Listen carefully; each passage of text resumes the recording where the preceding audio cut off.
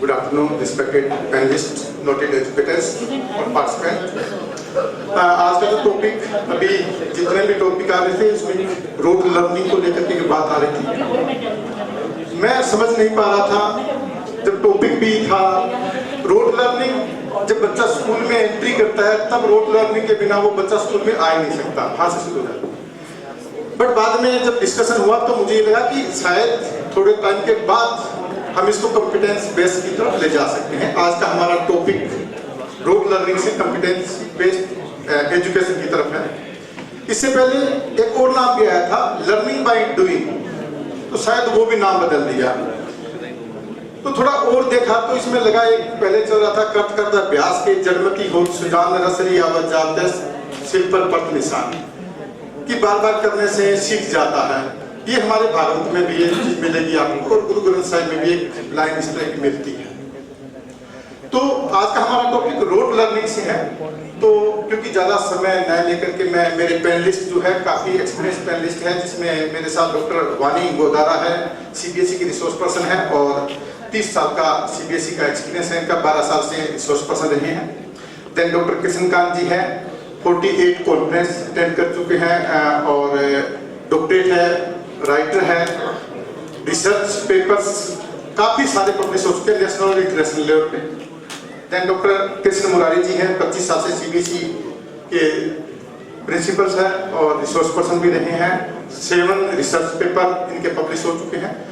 तो मैं चाहूंगा कि इस rote learning to competence based learning जो है इस पे बात करने के लिए हम यहाँ से समझने की कोशिश करें। सबसे पहले पानी में मैं आपसे शुरुआत करूंगा, क्योंकि मैं ये समझ रहा हूं कि रोड लर्निंग जो है अभी भी हम फॉर्मूला याद करते हैं, फॉर्मूला याद करने की चीज है। बच्चा क्लास में जाता है सबसे पहले उसको याद करवाया जाता है, मेमोरी बेस्ड एजुकेशन जो है। बट ये अभी why it is necessary for CBSE to move from rote learning to competence learning जो है सीबीएसई क्यों मूव कर रही है, इस पे आप थोड़ा सा। Thank you, Sultan sir, and thank you to the MHD group of institution for giving this opportunity. Thank you, Kuldeep ma'am, and thank you, Kulbhushan sir. Seeing you, it is wonderful. देखिए, ये CBSE का जो ये एक नया change है, और ये नया चेंज नहीं है। 1968 में जब NEP बनी थी और जब ये लागू हुआ था, तब भी ये सारी चीज़ें डाली गई थी कि टीचर्स के अंदर ये चीज़ें नॉलेज में आए कि रोड लर्निंग हमें नहीं करनी है और हमें कॉम्पिटेंसी बेस्ड, जैसे हम आज योग्यता के ऊपर कहते हैं कि ये होनी चाहिए, उस चीज़ के ऊपर है। तो रोड लर्निंग जिसका काफ़ी हमें गलत फायदे हुए हैं हमारे देश को, हमारे बच्चों को, हमारे एजुकेशन को, तो आज शायद हम लोगों को काफ़ी देर बाद समझ में आया। इसलिए उसको बदलना चाहिए। उसको बदलने के लिए हम कुछ और नई चीज़ें करें। आज की जो NEP 2020 ने इस चीज़ को थोड़ा ज़्यादा फोकस किया है, दैट रोड लर्निंग से हटा के हम इसको कॉम्पिटेंसी बेस्ड में ला रहे हैं। उसका एक बहुत इम्पॉर्टेंट रीज़न है, so that students can get the actual knowledge, they can be on the based of facts also, और उनके लर्निंग के तरीके को हम बदल रहे हैं। लर्निंग इसको ना कहा जाए, जैसा कि हम कहते थे you know, but now you do, इस चीज़ पे हम आ गए हैं। तो यू नो तो सभी लोग जानते हैं, हम सब जानते हैं साइकिल कैसे चलाई जाती है, लेकिन हाउ टू डू, इसको चलाने के लिए जब तक आप साइकिल पे चढ़ेंगे नहीं, जब तक आप ब्रेक लगाएंगे नहीं, गिरेंगे नहीं, हमें पता नहीं चलता है। तो इसलिए इस चीज़ को हमें समझना ज़रूरी है, इसीलिए इस चीज़ को शिफ्ट किया जा रहा है। एक छोटे से एग्जाम्पल के साथ मैं बहुत ईजीली आपको बता सकती हूँ। आई थिंक हम सब ने 3 इडियट्स मूवी सभी ने देखी होगी, कोई भी ऐसा यहाँ नहीं होगा जिसने ना देखी हो। तो उस पिक्चर में एक सीन था, कॉलेज का सीन था, व्हाट इज मशीन पूछा गया था, प्रोफेसर ने पूछा था 3 इडियट्स थे उनसे। तो उसमें जो रैंचो होते हैं, आमिर खान का नाम था ना रैंचो, तो उनसे पूछा गया कि तुम बताओ व्हाट इज मशीन, तो उसने बड़े सिंपल लैंग्वेज में आंसर दिया था। आई होप सबको रिमेंबर होगा ये आंसर, कि आंसर ये था the thing which can reduce human effort, जो ह्यूमन एफर्ट को रिड्यूस कर सकता है। एंड सर ने क्या जवाब दिया, नो, ये कोई आंसर है तुम्हारा, you have to change the answer. और दूसरा जो था जिसने आंसर रटा हुआ दिया था, जिसका नाम था चतुर, उन्होंने एक आंसर दिया and it was completely rotted answer, पूरी तरह से एक डेफिनेशन उन्होंने 4 लाइन का सेंटेंस पे आंसर दे दिया था और वो पास हो गया। सर ने कहा yes you are correct true. तो आमिर खान का क्या जवाब था, मैंने भी तो यही कहा था। बात ये है कि आप किसी चीज को जब समझते हो, व्हाट इज मशीन का उसने जो जवाब दिया कि जो आपके ह्यूमन एफर्ट को रिड्यूस करे वो मशीन कहलाती है। अब उसमें किसी भी चीज को ले लिया जाए, so that means road learning को अगर हम हटाएं और योग्यता को अगर आप सामने रखते हो तो कॉम्पिटेंसी बेस्ड को समझना जरूरी है। सबसे पहले इस चीज को भी मान लीजिए, हर सब्जेक्ट टीचर, हर क्लास के टीचर्स या डायरेक्टर्स प्रिंसिपल्स को कॉम्पिटेंसी बेस्ड को पहले समझिए वो है क्या, उसके बाद उसके ऊपर आप उस चीज को फोकस करें। समझ में आते ही आप अपने आप रोड लर्निंग से कॉम्पिटेंसी बेस में आ जाओगे and that will be the most important fact of this. So this is actually how we are shifting and like I am a resource person, तो मैं इस चीज के ऊपर जब वर्कशॉप लेती हूँ, specially on competency based learning पे वर्कशॉप हमारी होती है, तो आप ऐसे सवाल, इससे ज्यादा कई सवाल हमारे सामने खड़े हो जाते हैं। मैं तो जैसे ये बेलन जिसको बोलते हैं, सिलेंडर बोलते हैं, इसका एरिया अगर बताएंगे एरिया क्या है तो शायद मैथ वाला को छोड़ करके बाकी नहीं बता पाएंगे, पर इसको ऐसे कर दिया तो ये पता है कि लेंथ और विड्थ जो है वही है। तो ये कॉम्पिटेंसी बेस में आ जाएगा कि आप इस चीज को समझिए, लॉजिक आपको क्लियर होना है। Yes yes. कान sir, how does competency based learning align with NEP 2020 and CBSE academic info? आप इस पे। सभी को नमस्कार। मेजबान हूँ, होस्ट कर रहे हैं। सुनना सबसे दुरूह और दुष्कर कार्य है और सुबह से हम कर रहे हैं, तो मेरी संवेदनाएं आप सबके साथ है।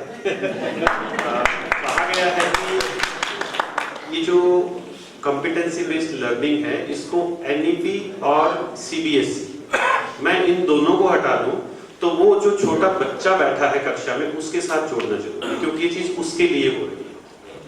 हमारे यहाँ ये प्राचीन काल से हो रहा था। एकलव्य इसका उदाहरण है।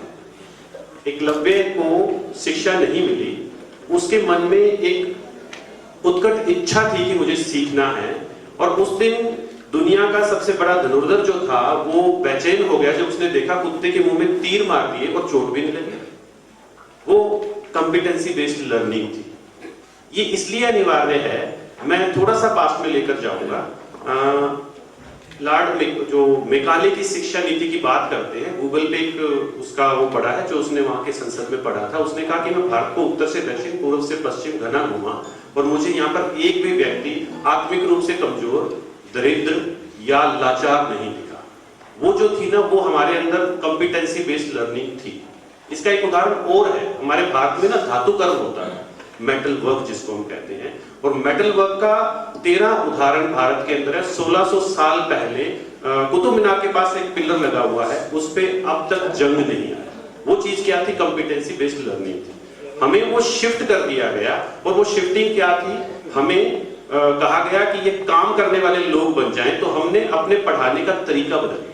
और वो पढ़ाने का तरीका जो है उसको अनुभवों से हटाकर रटंत विद्या की तरफ लेंगे, और रटंत विद्या से हटाकर हमें फिर अनुभवों की तरफ लाना पड़ेगा। इसके लिए राष्ट्रीय शिक्षा नीति ने अपनी योजना दे दी है, सीबीएसई, हरियाणा बोर्ड सब कर रहे हैं। अब काम जो बचता है वो हम सब नियमन करने वाले लोगों का है कि हम अपनी कक्षाओं में उसको कैसे लागू करते हैं। बच्चों को उसके लिए तैयार किया जाए, और जितना बेहतर तरीके से हम उनको वातावरण दे देंगे, हम शायद वापस वहीं पहुंच पाएंगे। Over to you. हाँ सर, गुरु शिष्य परंपरा के अंदर ये थी, गुरु शिष्य परंपरा जो थी उसमें ये सारी चीजें थी। अब ऐसी कौन सी कॉम्पिटेंसी जो है सीबीएसई चाहती है स्कूल से? मैं मुरारी सर, आप सम्मानित मंच को नमस्कार। बहुत ही अच्छा टॉपिक लिया गया है डिस्कशन के लिए, और मुझसे ये सवाल है कि भाई कॉम्पिटेंसी में हम क्या देखते हैं, क्या चाहते हैं। जहाँ तक एज ए लीडर जो मेरी ड्यूटीज है, उसमें ड्यूटी आता है कि हमें अच्छे टीचर्स अपॉइंट करने हैं। तो जो अच्छे टीचर्स को अपॉइंट करने के लिए जो हम क्राइटेरिया देखते हैं वो सारे कॉम्पिटेंसी हैं। उसको सब्जेक्ट कंटेंट के अलावा जब इंटरव्यू में जब पर्सन आता है तो उसकी पर्सनैलिटी, उसके कम्युनिकेशन का जो लैंग्वेज है, चाहे इंग्लिश हो या हिंदी हो, उसको उसकी कमांड कितनी है, वो एक कॉम्पिटेंसी है। क्लास में जब वो पढ़ाने जाते हैं तो उनकी पर्सनैलिटी उनकी कन्विंसिंग पावर से क्लास कितने डिसिप्लिन में रहती है और बातों को समझ पाती है, ये उसकी कॉम्पिटेंसी है। आजकल डिजिटल का जमाना है, डिजिटली वो कितने ट्रेंड हैं कि अपना काम जो है कंप्यूटर पर कर सकते हैं, पेपर बना सकते हैं, और भी कई तरह के काम होते हैं। तो डिजिटल नॉलेज जो उसका अवेयरनेस है वो भी उसकी कॉम्पिटेंसी है। स्कूल में चीज़ों के प्रति उसका लगाव किस तरह का है, क्या चीज़ों को केयर करता है, ध्यान देता है, जो लॉन है, गार्डन है, फूल पत्तियां के उनके तरफ ध्यान जाता है, बच्चों को ट्रेन करता है। लव फॉर नेचर, ये कॉम्पिटेंसी में आता है। ये पैट्रियोटिज्म में बहुत बड़ा गुण है जो कि हम सब चाहते हैं कि बच्चों में आए। तो बच्चों में कहाँ से आएगा, टीचर्स में आएगा। तो ये सारी चीजें जो हैं, उसके problem solving attitude, calculation attitude, physical fitness, उसकी creativity. Lot many times there are many problems in school and we try to see who can solve this problem. और एक अक्सर वर्ड होता है, जब भी कोई हमें इवेंट करना, जैसे यहीं पर इवेंट हो रहा है, तो मेरे ख्याल से जो ऑर्गेनाइजर ऊपर हैं उन्होंने सबसे पहले ये देखा होगा कौन कॉम्पिटेंट है इस काम में, उसी की ड्यूटी वहां लगाई होगी। तो यही कॉम्पिटेंसी है, और ये कॉम्पिटेंसी हम चाहते हैं बच्चों को स्कूल टाइम में ही डेवलप किया जाए। And that's why all this experiment is going on, कि सिर्फ हम उसे रटने की तरफ ना ले जाएं, उसको चीजों को समझ आना चाहिए। He should understand the concept of a particular thing and then he should move forward grade by grade. This is the definition in a way for different type of competencies. शायद वैल्यू और skill दोनों की हम कहीं mix तो नहीं कर रहे चीज, थोड़ा सा इसे साइड में ये क्वेश्चन, वैल्यूज की बात कर रहे हैं कि हम स्किल की बात कर रहे हैं? कॉम्पिटेंस बेस्ड में दोनों चीजें इसमें है सर जी, उसमें वैल्यूज भी होनी चाहिए और स्किलफुल भी होना चाहिए। That is also a part of competency. Thank you. Vani madam, आपसे मुखातिब हूं मैं। जब स्किल की बात करते हैं तो हम टाइम को कैसे बाउंड किया जाए, क्योंकि एक स्कूल कैंपस में एक करिकुलम दिया गया है सरकार के द्वारा, बोर्ड के द्वारा, हम उसे बाहर नहीं निकल सकते, पेरेंट्स का भी दबाव रहता है। तो ऐसा किस तरह से करिकुलम डिजाइन किया जाए कॉम्पिटेंस बेस्ड लर्निंग, जिसमें जो एकेडमिक लोड जो है वो नया रहे? क्योंकि एक साल के बाद मेरे जैसे लोग भी बोल देते हैं कि आपने सिलेबस नहीं करवाया, इससे कैसे पार पा सकते हैं? बिल्कुल सर, ये प्रॉब्लम जनरली स्कूल्स में अवेलेबल होती है। और जब मैं जाती हूँ वर्कशॉप के लिए तो अक्सर टीचर्स मुझे यही शिकायत करते हैं कि मैम हमारा सिलेबस ही कंप्लीट नहीं हो पाता साल भर में, तो इतना ज़्यादा सिलेबस है, हम उसको कैसे करें। तो मैं सभी टीचर से ये कहना चाहूँगी, in fact principles also and the school heads, कि सबसे पहली चीज़ जब आप अपने टीचर्स के कांटेक्ट में आते हैं तो उन्हें एकेडमिक लोड का प्रेशर से आप उन्हें दूर करेंगे। दूसरी चीज़, पूरे सिलेबस को जब आपके सामने पूरा सिलेबस है टीचर के सामने, तो ये टीचर्स की क्वालिटी को डेवलप करना है, how to handle the curriculum, how to handle the whole syllabus for the whole year, and where to add those extra activities in the curriculum where you get the space throughout the year, because आपके पास सिर्फ 240 से maximum 250 days ही होते हैं पूरे साल भर में, इससे ज़्यादा दिन नहीं होते हैं। उन पे भी कई बार इमरजेंसी छुट्टियाँ आ जाती हैं, विंटर हॉलीडेज आ जाते हैं, और आजकल ऑनलाइन भी होने लगे हैं, तो उसमें हमारी चीज़ें कुछ रह जाती हैं। तो in that condition as a teacher, first of all you have to make your a very good timetable. Secondly, आप अपने करिकुलम को इस तरह से डिवाइड करें जिससे कि आपके टॉपिक्स सारे कवर हो सके with competency based learning. Third, आपको एक पूरा होलिस्टिक डेवलपमेंट लेके चलना, like sir has told that we have to add the values and skills. तो स्किल्स तो ऐड हमें करना है हमारी पढ़ाई के बीच में ही, क्योंकि 6 to 8 तक क्लासेस में अब हमने स्किल्स को कंपलसरी ऐड कर दिया है, तो वो भी हमारे क्लासेस में ऐड हो रहा है। इनफैक्ट पहले 60 क्लासेस थी, लेकिन अब 110 क्लासेस को ऐड कर दिया गया है, तो वो भी हमें उसको ऐड करना है। This is the smartness of the teacher and the principal, कि वो पूरे करिकुलम को कैसे एक पूरे धागे में पिरो सके जिससे कि वो पूरा सिलेबस कंप्लीट हो। मुझे लगता है कि आज के बच्चे हमसे ज़्यादा टेक्नोलॉजिकली अपग्रेडेड है।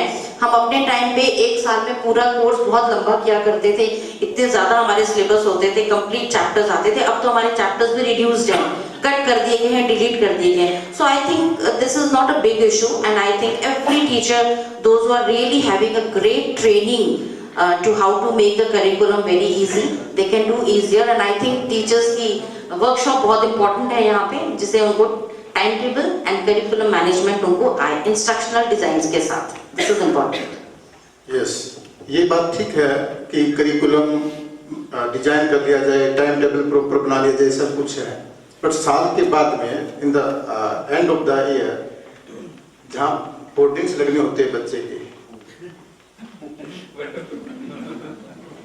हम वहां कैसे पहुंचेंगे? क्या वो कॉम्पिटेंस बेस में जाएंगे कि रोड लर्निंग से बात बनेगी? एब्सोल्युटली, मैं इस बात से वाकिफ हूँ। रोड लर्निंग की तरफ बिल्कुल भी नहीं जाना है, कॉम्पिटेंसी बेस को ही आपको प्राइम लेके चलना होगा।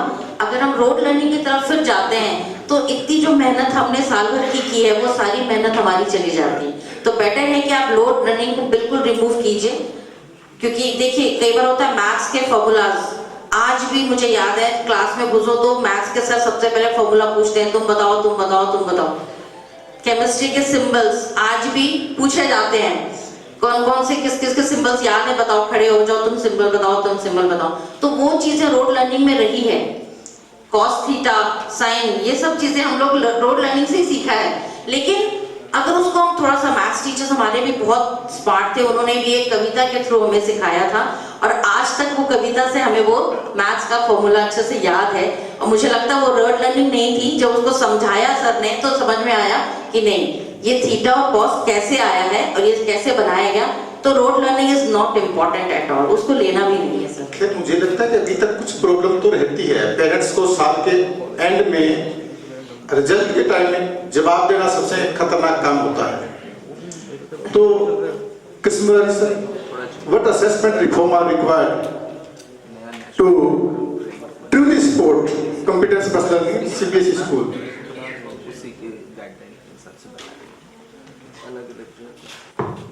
असेसमेंट रिफॉर्म की बात हो रही है। जो भी काम साल भर स्कूल में होता है, जो भी दिनचर्या में यूनिट टेस्ट हाफ ईयरली पहले होता है, उसका फाइनल जो है असेसमेंट, जजमेंट उस एग्जाम के थ्रू किया जाता है। मुझे ऐसा लगता है कि जैसे आज मुझे आना था, यहाँ से लोकेशन मुझे किसी ने भेजा और मैंने उसको लोकेशन को डाल दिया और मुझे रास्ता जो है दिखता गया, यहाँ तक मैं पहुँच गया। लोकेशन के हिसाब से मेरा रास्ता तय हुआ है, उसी तरह से मुझे लगता है कि असेसमेंट के हिसाब से हमारी पढ़ाई तय होती है। अगर हमें पहले से मालूम हो कि हमारा असेसमेंट कैसा होना है तो हम उसी हिसाब की तैयारी करेंगे। अगर मुझे लगता है कि असेसमेंट सारा रोड लर्निंग पे है तो मैं उसी हिसाब से तैयारी करूंगा। अगर मुझे ऐसा लगता है कि मेरा असेसमेंट तो वहाँ मेरी पर्सनालिटी, मेरे कॉन्फिडेंस, मेरे दूसरे चीज़ों से होना है तो मैं उसी हिसाब की तैयारी करूंगा। तो मैं इस चीज़ को यहाँ स्ट्रेस करना चाहूँगा कि बिना असेसमेंट को चेंज किए हम इस रोड लर्निंग से कॉम्पिटेंसी बेस्ड लर्निंग पर नहीं जा सकते। हम बातें तो CBL की करें लेकिन एग्जाम हम उसी तरह से लें, तो मेरे ख्याल से कहीं ना कहीं चोरी छुपे हम पुराने रास्ते पर ही चलेंगे। तो असेसमेंट को बदलना जो है बहुत जरूरी है। सर ने अब इस बात का जिक्र किया कि हम कितनी भी बात कर लें, कितना भी काम कर लें, लेकिन जब लास्ट में जब पोस्टर लगाते हैं तो वहाँ उसी के लगाते हैं जो मार्क्स लेकर आया है। तो कहीं ना कहीं हमें इस माइंड सेटअप से निकलना पड़ेगा। स्कूल लेवल पर हम पर्सनल लेवल पे कर सकते हैं, जैसे हम अपने स्कूल में करते हैं, जो स्पोर्ट्स में अच्छे होंगी फोटोज लगती हैं, जो आर्ट में अच्छे होंगी फोटो लगाते हैं, तो इस तरह से करते हैं। लेकिन एक स्कूल में हो उसको हम नेशनल लेवल का प्रोजेक्ट नहीं मान सकते। So at national level also there should be a change in the assessment process which should be guided by the CBSE, by the you can say the topmost body। और इसके लिए उन्होंने काफी कुछ काम भी किया है, काफी काम किया। एक समय तक पहले हम फॉर्मेटिव असेसमेंट, समेटिव असेसमेंट किया करते थे और फॉर्मेटिव असेसमेंट साल में 4 बार एग्जाम होते थे और फुल्ली जो है प्रैक्टिकल प्रोजेक्ट्स पर ही बेस्ड होते थे, उसमें रोड लर्निंग का कोई काम नहीं था। उसी चीज को हम दोबारा फिर ला रहे हैं, चीज वही है, लेकिन अब उसमें जो फाइनल जो बोर्ड एग्जाम होता है उसमें सीबीएसई ने काफी बदलाव किए हैं। अभी जो आप पेपर देखें अक्सर जो मैथ्स का हो चाहे लैंग्वेजेस का हो, तो अराउंड 50% ऑफ क्वेश्चंस जो हैं वो इस तरह के हैं जिसको आप घर से रट कर नहीं आ सकते हैं। तो ये एक अच्छी बात है। तो असेसमेंट में ये बहुत बड़ा बदलाव आया है। क्या पहले एक टाइम था कि हमारे पास एक लैंग्वेजेस की बुक्स होती थी, हिस्ट्री ज्योग्राफी की बुक्स होती थी, उसके क्वेश्चन आंसर हम रट लेते थे और 1 sentence answer, 1 word answer, short answer, brief answer, सारा जो उस किताब से ही आता था। लेकिन अब जो है अगर आपने किताब के सभी क्वेश्चन आंसर भी रट लिए हैं तो भी आप एग्जाम में उन 50 क्वेश्चंस को नहीं कर पाएंगे जो कॉम्पिटेंसी बेस्ड क्वेश्चंस वहां पर हैं। सो this is a good thing, A change in the assessment. दूसरी बात, प्रैक्टिकल्स को इंपॉर्टेंस देने की बात कही है। जबकि बोर्ड में हम देखते हैं क्लास 12 लेवल पर 30 मार्क्स के प्रैक्टिकल्स हैं, 20 मार्क्स के प्रैक्टिकल्स हैं, लेकिन इसमें थोड़ी कमी हम लोगों की है, हमारी ईमानदारी की कमी है कि प्रैक्टिकल्स को कितना सिंसियरली हम जज करते हैं। अक्सर स्कूल ये मान के चलता है कि सभी बच्चों को 30 नहीं तो 29 के आसपास तो आना ही चाहिए। प्रैक्टिकली वो कितना कैपेबल है इस पे गौर नहीं किया जाता है, लेकिन मार्क्स उसको जो 28, 29, 30 के रेंज में दे दिया जाता है। तो एक हमारी कमी है, ये ऊपर से कमी नहीं है। ऊपर वालों ने कहा है कि साहब आप प्रैक्टिकल को जज करें, अकॉर्डिंगली गिव देम मार्क्स। कोई प्रैक्टिकल में फेल नहीं होता। इसका असर ये होता है कि प्रैक्टिकल को बहुत कम महत्व दिया जाता है, ना के बराबर दिया जाता है। दूसरी बात मैं कहूँगा जो असेसमेंट का जो आगे हम लेवल पे चले, किसी को नीट का एग्जाम देना है, जे का एग्जाम देना है, तो वहां हम देखते हैं कॉम्पिटेंसी बेस्ड वाला जो बच्चा है वो जो है कहीं ना कहीं बहुत पीछे रह जाता है। जिसने चीजों को अच्छे से रटा हुआ है, अच्छे से किया हुआ है, वो वहां पर आगे निकल जाता है। और यहाँ जो स्कूल में जो स्टेज पर एंकरिंग का भी काम कर रहा है, स्पोर्ट्स में भाग ले रहा है, कल्चरल में भी ठीक है, पर्सनालिटी बहुत अच्छी है, प्रॉब्लम सॉल्वर है, वो जो एग्जाम में पीछे रह जाता है। तो उस एग्जाम को भी कहीं ना कहीं बदलाव की जरूरत है, ताकि जिस चीज की हम चर्चा कर रहे हैं, जिसका हम इतना महत्व दिखा रहे हैं, उसको उसकी इंपॉर्टेंस वहां मिले। इससे आगे भी अगर आप जाए, अगर आप जॉब के लिए जाए, जॉब में जो असेसमेंट्स होती हैं, मेरे ख्याल से लगभग जो है किसी को गेम्स टीचर बनना, पीटीआई बनना गवर्नमेंट स्कूल में, तो बिना ग्राउंड पर गए वो पीटीआई बन जाता है। जिसने जितनी चीजें रट ली हैं वो ग्राउंड में बास्केटबॉल में कितनी बास्केट कर पाता है कोई नहीं देखता है, लेकिन अब उसने सभी क्वेश्चन का आंसर दे दिया, get selected as a games teacher in government. अब उसको आता क्या ये प्रैक्टिकली हमें मालूम नहीं। जिसने पूरा राजस्थान का जीके जो है रट लिया है, उसकी नौकरी पक्की हो गई। अभी थोड़े दिनों पहले एक कंप्यूटर बेस्ड एग्जामिनेशन था, उसमें 2 पेपर थे, कंप्यूटर के टीचर्स सिलेक्ट होने थे। First was GK, second was technical knowledge computer का। तो उसमें था जिसने जीके में 40% से ऊपर ले लिया नंबर, उसका तो सेकंड पेपर चेक हुआ या उसको कंसीडर किया गया। अदरवाइज सेकंड पेपर को जो कंप्यूटर में मास्टर है उसको देखा ही नहीं गया। तो जब तक हम असेसमेंट को नहीं बदलेंगे तब तक बदलाव नहीं आएगा। अब सीबीएसई स्कूल में हमारे पास एक लिमिटेशंस है, तो इसमें यह है कि we should give importance to projects, we should give importance to portfolio development, we should give importance to practicals and all the other things related to this. जैसे एग्जाम्स भी होते हैं तो उसमें भी हम थोड़ा बहुत जो है प्रैक्टिकली चीजों को हम जज करते हैं। जैसे लैंग्वेजेस में भी आजकल है एएसएल चलता है, assessment of speaking and listening, तो उसको ईमानदारी से करें और उस नंबर को फिर हम आगे भेजें ताकि बच्चों को इसका महत्व समझ में आए और इसका उनको फायदा मिले। ओके, बहुत बहुत कंक्लूड का आगे मैं कृष्णकांत सर से आप कंक्लूड नोट दे कॉम्पिटेंस बेस्ड लर्निंग पे आप जी। रोड लर्निंग से कॉम्पिटेंसी बेस्ड लर्निंग पे जाने के जो तौर तरीके हैं वो मुझे लगता है कि अभिभावकों, विद्यालय और समाज के रास्ते से जाएंगे। पहला तरीका है ऑटोनॉमी देना, स्वायत्तता। अध्यापक को भी चाहिए, बच्चे को भी चाहिए।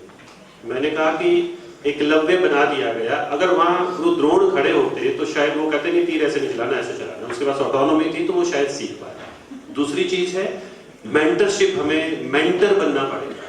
सबसे अच्छी क्लास कौन सी जिससे कोई आवाज ना आए, सबसे अच्छा बच्चा कौन सा जो प्रश्न न पूछे। टीचर सेंटर, हमें लर्नर सेंटर पे जाना पड़ेगा। मेंटरशिप, टीचर मेंटर बने, स्टेज सेटर बने, रिसोर्स प्रोवाइडर बने, फैमिली और सोसाइटी। इसके साथ साथ एंटरप्रेन्योरशिप सिखानी पड़ेगी। अभी HKRM की जॉब निकली है पीएचडी वाले बच्चों ने अप्लाई कर दिया। आत्मिक रूप से कितनी दारिद्र्य है इसके अंदर आप देख सकते हैं। मैं स्कूलों में जाता हूँ सेशन होने के लिए, MA BEd double MA BEd बच्चा जो पानी की ट्रे लेकर आता है और उनका प्रिंसिपल कहता है अब इसका स्टेट हो गया, अभी टीचर बन जाएगा, अभी तो ये हेल्पर है। ये हमने दिया और जो मेकाले ने कहा था वो हो गया।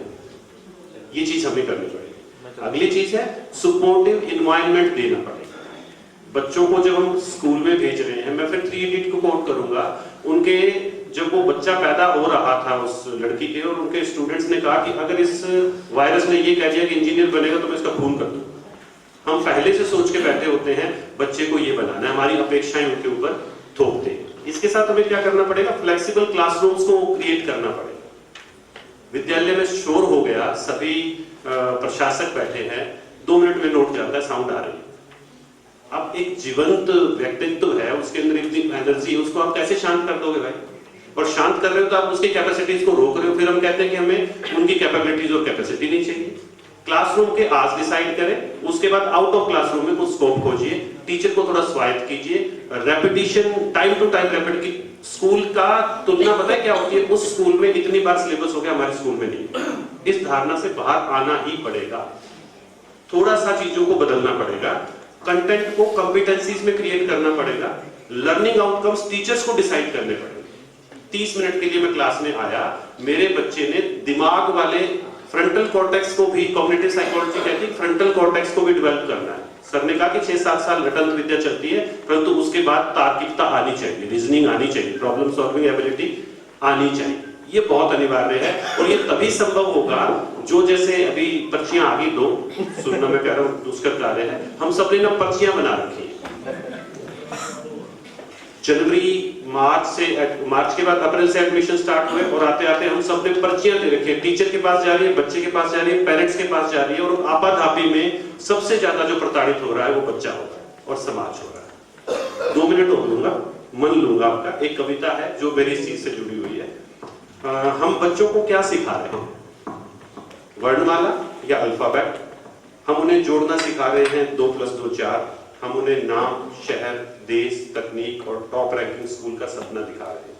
लेकिन क्या कभी रुके ये सोचने के लिए हमने उन्हें महसूस करना सिखाया है? आज का बच्चा पैकेज बन रहा है, स्मार्ट है, एक्टिव है, बोल्ड है, इंग्लिश फ्लुएंट है, हर प्रश्न का उत्तर तुरंत देने वाला है, परंतु भीतर से खोखला है, भीतर से असहाय है, भीतर से संवेदनहीन है। संवेदना की शिक्षा क्यों पीछे छूट गई?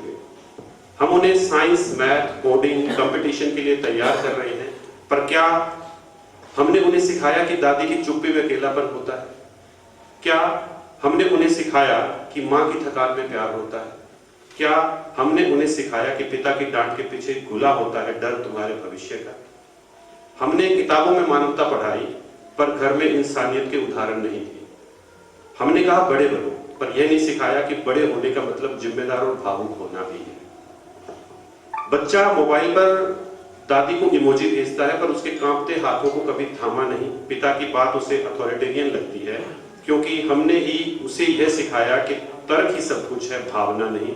रिश्ते अब फ्रेंड लिस्ट का हिस्सा है, संवाद अब चैट बॉक्स में सीमित है, और भावनाएं वो स्टिकर बन चुकी हैं। क्या यही आधुनिकता है? क्या हम अपने बच्चों को एक टॉप ग्रेड मशीन बना रहे हैं या एक समझदार इंसान? अक्षर ज्ञान देना जरूरी है, पर हृदय ज्ञान उससे भी ज्यादा जरूरी है। सफलता की दौड़ में यदि संवेदनाएं पीछे छूट जाएं तो आगे जाकर केवल अकेलापन हाथ लगता है। तो क्या करें? बच्चों को संवेदना के अवसर दें। आप सभी से अनुरोध है, क्योंकि हम बच्चों को दिशा देते हैं। बच्चों को संवेदना के अवसर दें, बुजुर्गों से मिलवाएं, पेड़ लगवाएं, जानवरों से जुड़ाव करवाएं, उनकी बातों को सुने। बस क्या किया आज से नहीं, बल्कि कैसा महसूस किया आज से बातचीत शुरू होनी चाहिए। उन्हें सिखाएं आंसू कमजोरी नहीं, इंसानियत की पहचान है। उन्हें सिर्फ किताबी सवालों के लिए नहीं, जिंदगी के सवालों के जवाब सिखाए जाएं। जब हम सब ऐसी पीढ़ी बना रहे हैं जो सब कुछ जानती है पर महसूस करना भूल गई, इसलिए आज जरूरी है कि हम अक्षर ज्ञान के साथ साथ अंतरात्मा का स्पर्श भी दें, ताकि आने वाला कल सिर्फ समझदार न हो बल्कि संवेदनशील भी हो। और एलन मस्क को कोट करूंगा। एलन मस्क ने अभी 7-8 दिन पहले घोषणा करी है कि उसने एआई के 5th लेवल को छू लिया है और एक ऐसी चिप बना दी है, और वो कहता है कि मेरा ये एआई टूल दुनिया भर के पीएचडी स्कॉलर से 15 लाख गुना ज्यादा जानता है। तो फिर मेमोरी नोट लर्निंग का तो मामला ही छूट गया। मामला है संवेदनाओं का, मामला है भावनाओं का, मामला है इच्छा शक्ति का, और उसी से हम आगे बढ़ सकते हैं। धन्यवाद। शिक्षा प्रकरण में एक प्रचलित श्लोक है, श्रुत्वा ज्ञायते नित्य दृष्टा भक्ति निश्चय कृत्वा तुषिति माप्रोक्ति अनुभवेन विवदन्ति। यानी सुनने से ज्ञान आता है, देखने से विश्वास होता है और करने से सिद्धि प्राप्त होती है। इसलिए अब हमें बच्चे को कॉन्फिडेंस के साथ 3 CO बना दी जाए, कॉन्फिडेंस बना दिया जाए, क्यूरियस बना दिया जाए और क्रिएटिव बना दिया जाए। इसी के साथ अपना काम समाप्त हो जाता है। Thank you, have a nice day.